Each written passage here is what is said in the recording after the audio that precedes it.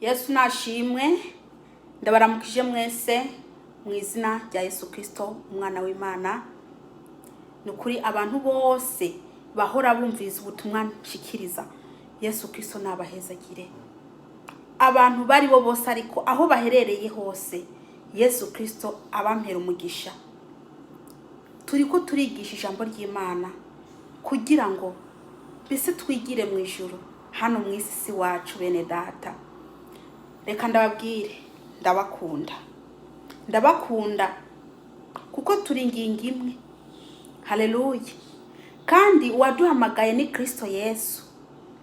Papa wacu numwe, twaremwe n'Imana imwe. Yesu Kristo nahabwe icyubahiro. Uyu munsi ndafite ubutumwa Imana yampaye kugira ngo ndabashikirize. Ubutumwa buri muri Matayo 27 ku murongo wa 51. Ni umurongo umwe wonyine ndi busome. Haleluya. Yesu nabahezagire. Ariko reka maze shima Imana. Ndashima Imana ko yandinze nukuri gumidinda mw'iki cyorezo ikarinda n'umuryango wanjye. Kandi ndizera ko namwe bene data Imana ibarinda. Yesu Kristo ntabwo icyubahiro ni cyayo. Haleluya. Reka rero manze senge kugira ngo shikirize ijambo Imana yampaye. Yesu ntabwo icyubahiro. Uwiteka Mana nyiringabo, ndagushima kuri Uwiteka, ndagushima kusubiye mwami kunyemera kuyu mwanya. Data, ndakweretse abantu bose bari bwumve buno butumwa. Uwiteka Mana ubahindure.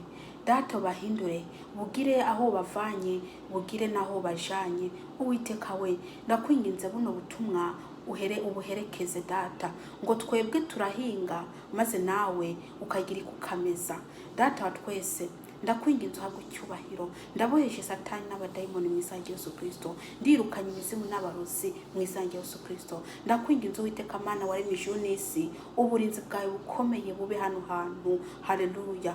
Nta yindi Mana iri hatari wowe. Uwiteka Mana, ndakwinginze umwuka wera hano hantu anzemwo kugira ngo mvuge ibyo umwuka wera afashije. Urakoze Kristo. Ni mu izina rya Yesu Kristo niwe ndiko ndabisaba. Amen. Haleluya, haleluya, haleluya. Reka ndimbe kano gakorasi. Mfite gakorasi kamwe gatoya. Reka maze ndakayirimba kandi namwe murakazi. Reka maze ndirimbe. Chabugufi mwene data Yesa kwambike umwambaro yakuzaniye yabuzuwa uha. Chabugufi mwene data Yesa kwambike umwambaro yakuzaniye yabuzuwa uha. Haleluya. Reka dusome rero tubandanye. Dusome Matayo, igitabo cyanditswe na Matayo 27 ku murongo wa 51. Haleluya. Irido ryaheranda ritantamukamwo kubiri kuva hejuru gushika hasi. Isi iranyiganyiga, ibitandara nabyo birasatagurika. Haleluya. Reka ino jambo ndayisubiremwo. Irido ryaheranda ritantamukamwo kubiri kuva hejuru gushika hasi. Isi iranyiganyiga, ibitandara nabyo birasatagurika. Amena. Iri ni jambo ry'Imana. Agace ndiko ndashakamwo nagace kavuga ngo irido yari kingiriye ahera, mbese igitambara cyari gikingiriye ahera cyatabutsemo kubiri. Bisigura ngo kirero kera abantu ntago bishikirayo, maze Yesu amaze gupfa mbese kubera hari hakinze nta muntu yishikirayo. Abantu baratuma kubera ko atabwo bwose baronka aho banyura. ntabwo bari bafite uburenganzira bwo kwishikirayo. Ariko none igihe Yesu aje maze aradupfira, cya gitambara cyatuma abantu badashikayo cyaciye gitabukamwo kubiri, maze hahandi haheranda haraboneka. Maze kuva icyo gihe abantu baciye batangira kwishikirayo, kuko nta kintu na kimwe cyari kiriho kibabuza. Haleluya. Bene data, hariho abantu nukuri, ese ngenda babaza, ni kubera iki muguma mutuma? Ni kubera iki muguma mutuma? Mbese ho niko iki muguma musinziriye? Igihe cyo gusinzira ntago ari iki ni igihe cyo gukanguka. Niba gumusinziriye, ingona zizaseruka zive mu kanwa zigende mpaka ugumye usinziriye, ugona. Umukristo aragona, abakristo bagonye, bariko baragona, basinziriye. Satani aguma, mbese aguma ababembereza, tisinzira, ababembereza. Sinzira. Ese uzasinzira ugeze ryari wa munyabitotsi?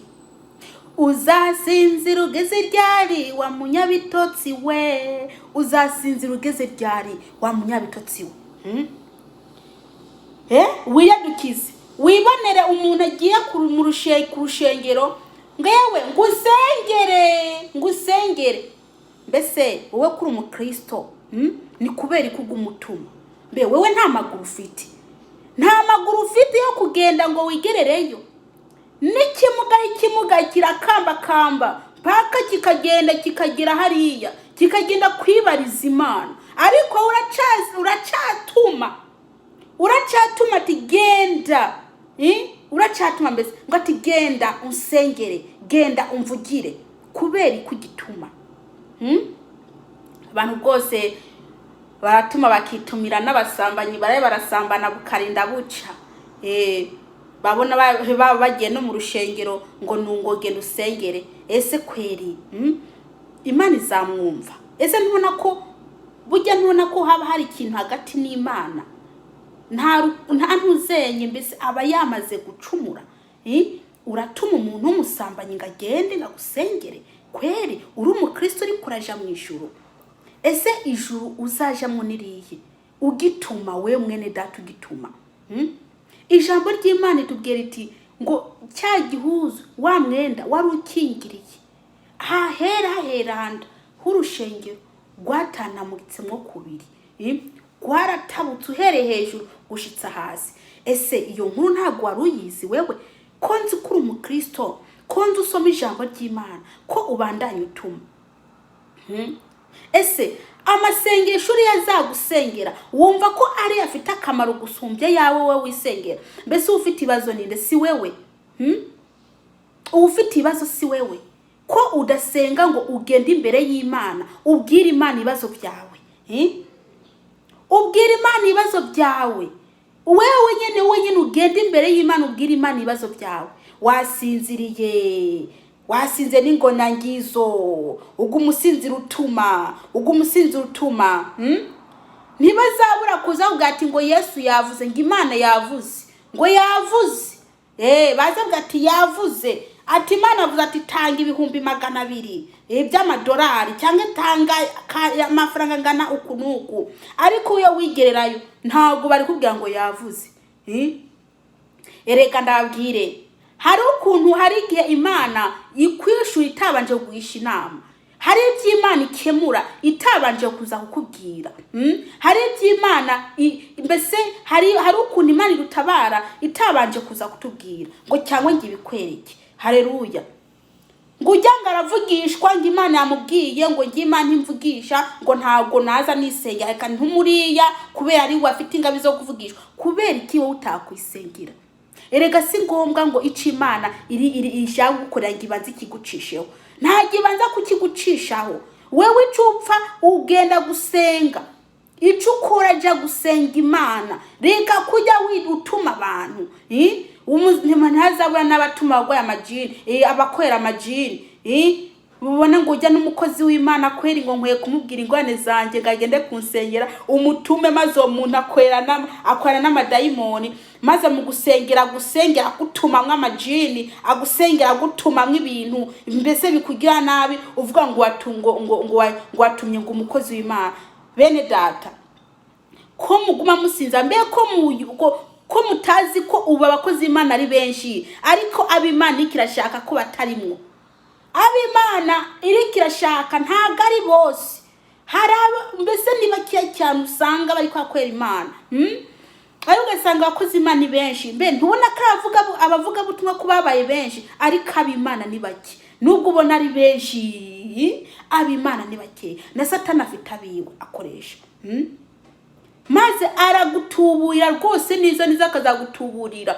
Satani akamutuma ati genda utuburire uriya muntu turamukeneye. Maze agaca agafata ubutunzi bwawe akabujana bwose ngo genda usengere. Bene data, mwe muzatuma n'abantu bareba kubitana n'abagore n'abagabo bareba kubitana ngo genda usengere. Reka ndakubwire, mbe ubuzi kujya muntu koko ariko arakorera Imana ho. Mbeko mbona benshi babasiga bakorera Imana atari Imana yo mu ijuru, mbona Imana zabaye nyinshi mu isi. Ubuzi ko Imana ikakwera yirigiye. Mwebwe muba abanebwe kabisa, muri abanebwe mukagumaho mukabeshwaho n'amasengesho y'abantu basengeye. We gusenga ntushaka, kuryama urya ngo abanza gusengere, kuvyuka ngo urya abanza gusengera ashima Imana. We ntago uzi gusenga uri umukristo. Hanyuma se wewe Imana izakubona gute? Izakubona gute mwene data mu Kristo ikuraja mu ijuru utazi gusenga? Mbeko nzi ko umukristo atunzwe no gusenga no gusoma ijambo ry'Imana, none utunzwe niki? Wowe uricariye tu uratumye umuntu agusengere, nawe ubwo yifite ibibazo byinshi agiye kwibwirira Imana. Ese azagusengera gute? Azakwibuka ibibazo byawe gute kandi nafite ibintu bimuremereye agiye kubwira Imana? Muze mwisengera, Uwiteka Imana arahari. Niyo mpamvu igihuzu cyatabaguritse kugira ngo namwe mushikeyo. Imana irarindiye kugira ngo namwe mwisengere. Ngo ngensenze Imana inyishura kwe gitakwishura. Umutima wawe wumva umeze gute? Koko nimba ugiye imbere y'Imana umutima wawe wanduye, Imana izakwishura gute? Manza wikiranure, manza wihane, ibya bikuheremo umutima, ugende usenge Imana yo mu ijuru ibona ko umutima wawe wejejwe. Maze inyishu zawe zizaza itarinze kugisha umuntu inama. Erega Imana mu bujyangize ikwishure ntabwo izagenda kubwira kana gati nguyu ngiye kumwishura. Ni Imana ijya yishura itagishije umuntu inama. Rero wewe ugafata ibintu byawe ngo genda usengere. Ese ndabwiye ko Imana ijya ruswa? Abandi bakuramo amafaranga rwose ngo genda usengere. Imana ntijya ruswa. Wewe genda usenge wisengere. Va mw'iryo tiro, reka ugumusinziriye. Bene data, muri mu rugo n'abantu bamwe bagenda gukazi bagenda basenga mu mitima, bagasenga mu mitima. Abakristo barabaye abanebwe bo gusenga batuma Satani agufatiremwe. Wego umutuma nta kibazo, gumutuma uri yaragusengera, mutungwe n'amasengesho y'abantu. Ese ujya muntu gumutuma ho apfuye we wacuja he? Byaca bigenda gute?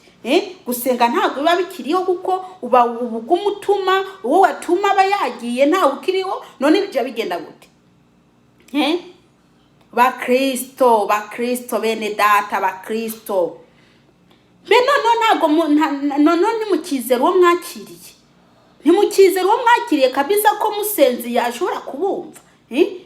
Ko mwigaya ngo nimubishoboye, murabishoboye gusenga upfa kuba umutima wawe wejejwe. Je imbere y'Imana usenge, Imana izakwishura.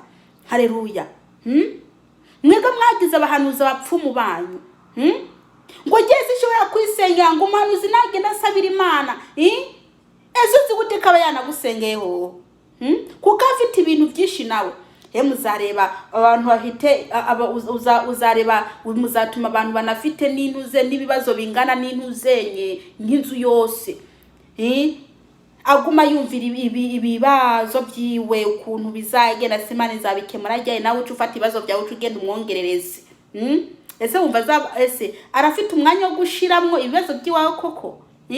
Ese mwagiye kwisengera ko dore mwebwe mwahawe uburenganzira, icabaye uburenganzira k'igitambara cyatabaguritse. Ubu Yesu Kristo yabirangije byose. Cya gitambara cyaravuyeho, nimwinjiye namwe mwibwirira Imana, nimwinjiye namwe mwisengera Imana ibumve, mureke uguma mwicaye ngiyo aho mwamuri. Mwebwe satana boshe niyo mpamvu Imana icirambirwa ikabareka. Imana irarambirwa ivanye nuko mwebwe ntago musenga Imana. Ibibazo byanyu mugenda mugatuma abandi ngo bagende ngo basengere. Bene data nimugaruke kuri Yesu. Wegeze wirirwa mu muziki, wirirwa mu mamuvi, nta mwanya wo gusenga uronka. Uratuma mbe urazi ko ushobora gutuma umuntu Imana wewe uri kurisengera wisengeye Imana ikwishura ariye wisengeye uriya muntu nturonke inyishu biciye kuri ya muntu, ahubwo uronke inyishu biciye kuri wewe. Mukwiye kwisonzesha mugasenga mukaje imbere y'Imana n'umunsi umwe gusa mu ndwi ubukwiye. Uyo mwisonzesheje mukagenda gusenga mukaje imbere y'Imana, Imana irumva amasengesho yanyu. Kabisa bene data ntimubabanebwe bo gusenga, mure kujya mutuma. Kurya urye kubera kana k'amasengesho yiwe, kubaho ubeho kubera kana k'amasengesho yiwe. Kabisa byose utungwe n'amasengesho y'abantu koko, byose kabisa utungwe ubeho mbese kubera amasengesho y'abantu. Wewe ntago kabisa uvuga ati reka nitete ngende gusenga, ngende kubwira Imana ibibazo mfite. Hari bazaza kubwira bitari byo ngo Imana yavuze nahishwe, bavuga amarangamutima yabo bariko barakubesha. Bakumare ubutunzi bwawe bivanye nuko wewe kabisa uri umunebwe wo gusenga. Wewe uri umunebwe urasinziriye, wowe umusinzira ntushaka kubyuka ngo usenge. Amadayimoni agutera ntusenga ngo mukozi w'Imana, narose mbona amadayimoni aza kuntera, ndasaba usengere kubera icyo utakemeye ugasenga ukabwira Imana ko watewe ati Imana afashe umwura w'ibintu bintu usenge. Uriya mukozi w'Imana azakumva mbese uyu wewe ko adasenga katisengera. Iyo mvugo rwose yo kuvuga ngo musengere kabisa, basi mvuga ati mumfashe gusenga, fasha mukozi w'Imana, ndasa mumfashe gusenga, ndafite icifuzo, ndakwinginze umfashe. Uvuga ati mfasha gusenga kuko byumvikane ko nawe uticaye, nawe ntago wicaye. Nubwo mukozi w'Imana ari bugusengere, ariko arasengera umuntu nawe ariko arisengera, ariko arasengera umuntu nawe aticaye. Imana izacireba mwebwe mwembi uko miko murasenga. Imana irareba ujya muntu ubwo ariko asenga uriya nawe ujya ariko arisengera. Ateka ndamwishure nyuze mwuyu cyangwa inyuze mwuriya. Wisengere nawe. Urebe ati ngo sengera. Ezozi gute ko ari asenga Imana uriya? Mbe urazi Imana aba ari kasengera ariyo ko mbona Imana zadutse abavugishwa bose ko munababaye benshi. Uzi gute ko ari Imana ibirikira mukoresha? Mwene data kanguka, nimukanguke. Ubwo ruhumye Satani yabashizeho nimugwiyambure. Ayo marinete Satani yabambitse muyakure, mubone ko mukwiye kwisengera namwe ubwanyu. Mureke koshwa na Satani ngo tumakanaka, ngo tumuriya. Ntago bazabura kutabwira ibyo biboneye, ntago bazabura kutabwira ngo muzana ibi nibi. Ariko iyo mwisengera Imana irashobora kutavugisha ariko igakemura ingwane zanyu. Ntago ari lazima ngo Imana izibabwire, ntago ari lazima ngo Imana izibavugishe. Icyo ukora nuko uba wasenze Imana ikakwishura ibyo wasenze. Muze mwisengera bene data, nimwisengera, Imana ishaka umwisengera. Yesu Kristo yarabirangije. Mbere niho abantu batigererayo, ariko ubu musige mwigererayo. Hari wazi kabisa murigererayo kugira ngo mubwire Imana ibibazo byanyu, mubwire Imana amarira yanyu, mubwire Imana amarira yanyu. Uwiteka arahari kugira ngo abumvirize. Haleluya. Mureke kwigaya ngo Imana ngo ntiyakumva amasengesho yanjye. Mureke kwigaya. Wewe umenya ko ijambo ukwiye kumenya. Igitambara cyari gikingiye aheraho urusengero cyaratabutsemo kabiri, uhereye hasi cyangwa uhereye hejuru gushika hasi, cyaratanamutsemwo kubiri. Rwose buri muntu afite uburenganzira bwo kwishikirayo atabyo gutuma. Haleluya. Atabyo gutuma bene data. Burya rero ndabwire Imana iyo imaze kubona kumwe muri abanebwe ntagira ikibitayeho. Iyo imaze kubona ko utunzwe n'amasengesho ya kanaka, kubyuka ukabanza ugasengirwa na kanaka, imibereho yawe ubayeho ari kanaka gusa, mbese nibishaka kunigura ugiye gusinzira, mbese ugiye uryamye kanaka mbese ugakizwa na ya masengesho yiwe, Imana ntago ibinezererwa. Nawe ubwawe utisengera, nawe ubwawe utabwira Imana ngo mbese Imana ndasaba undinde, Imana ndasaba umfashe, nawe ubwawe utisengera, rwose Imana ntago inezerwa. Imana inezerwa. Imana ibishaka abantu bayo bagende bayisenge. Imana ibishaka abantu bayo mbese bijane bayisenge, bapfukame imitima yabo, mbese iconnectinga n'Uwiteka, mugende imbere y'Uwiteka musenge.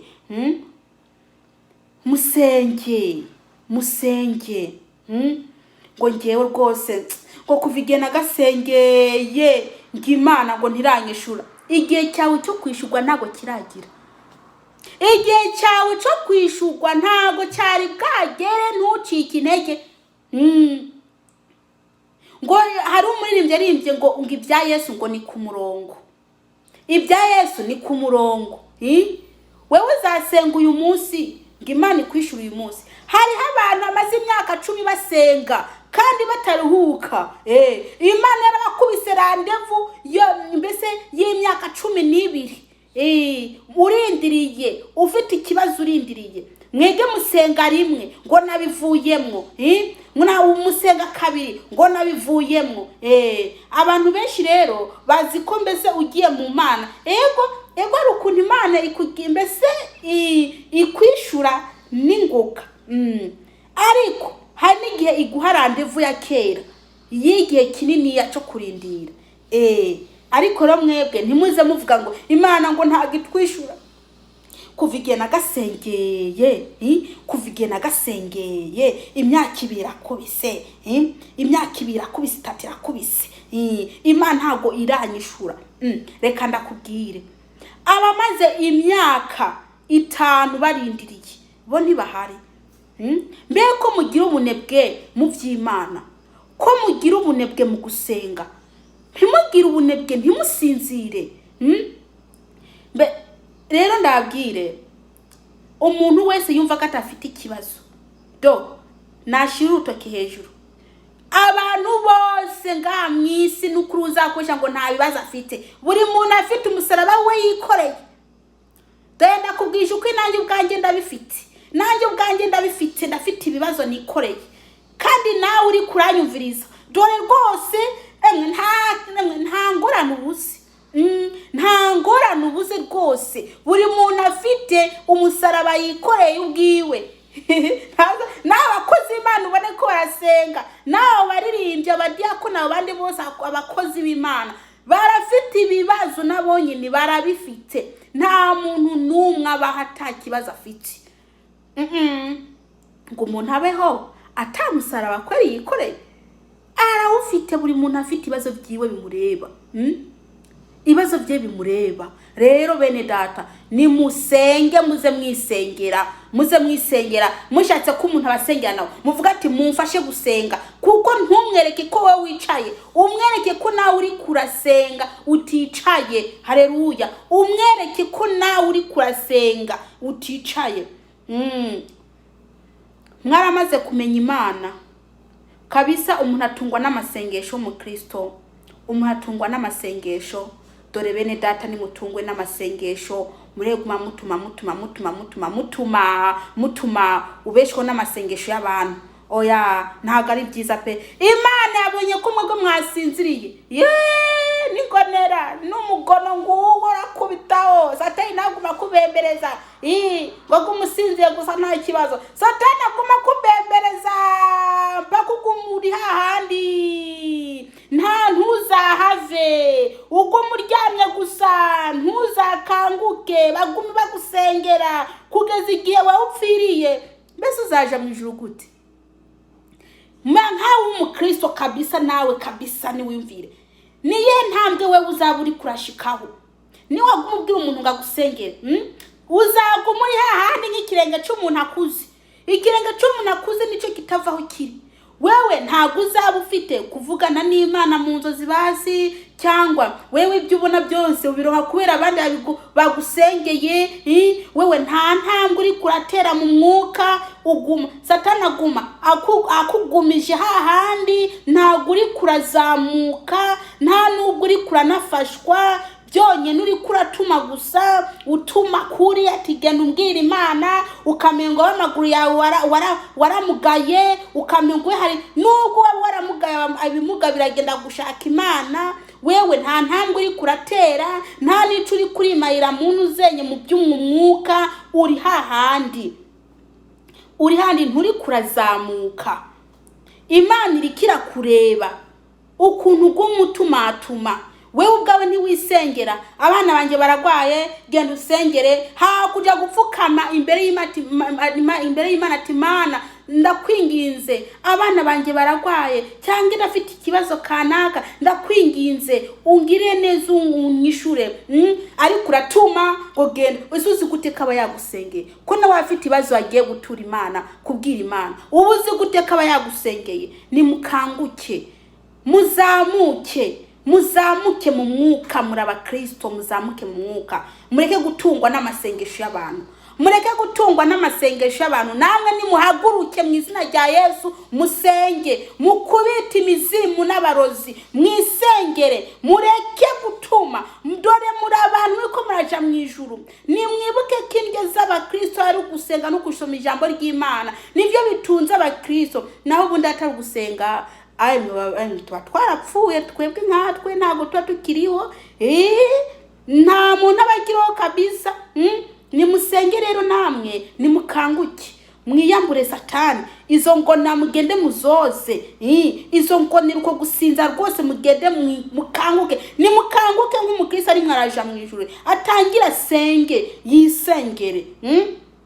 Ariko asaba imfashanyo ku muntu abona ko ikintu yasengeye cyananiranye, avuga ati nimumfashe gusenga bene data, mumfashe gusenga iryo jambo muri kushi, mumfashe gusenga. Nimujye ngo nimusengere kuko byumvikana ko uvuze nsenge, musengere uri kuratuma wowe wumvikane ko wica atakina kimwe kurakora. Ariko muvuze ati nimumfashe gusenga, byumvikane ko nawe hari ikintu uri kurakora, nawe ntago wicaye uri kurisengera.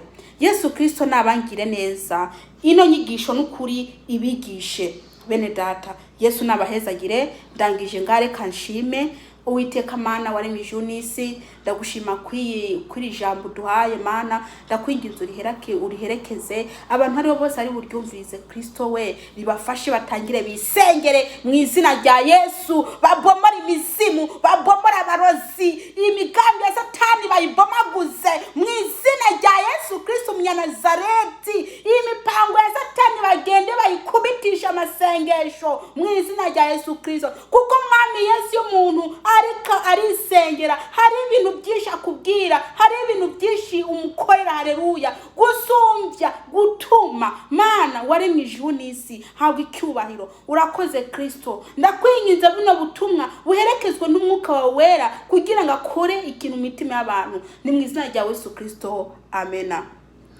Yesu abaheze.